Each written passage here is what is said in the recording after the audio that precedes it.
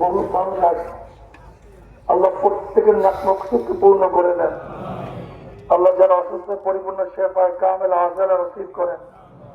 আল্লাহ যারা ঋণ হচ্ছে ঋণ থেকে হেফাজত করেন। আল্লাহ হালাল রুজির মধ্যে বরকত দান করেন। হালাল খরচ করার তৌফিক দান করেন। আল্লাহ আপনার জমিনে আপনার হুকুমত ইসলাম হুকুমত কায়েম করে দেন। আল্লাহ কম পক্ষে কপাল পোড়া মুসলমানের কলম ইসলামের দিকেই ঝুঁকাইয়া দেন। আল্লাহ এখানে যাদেরকে নিয়ে আসছেন, একজনকে আপনার উনি না বানিয়ে বিদায় দিন, একজনকে কবুল না করে বিদায় দিন, গুনাহকে মাফ না করে কাউকে বিদায় দিন।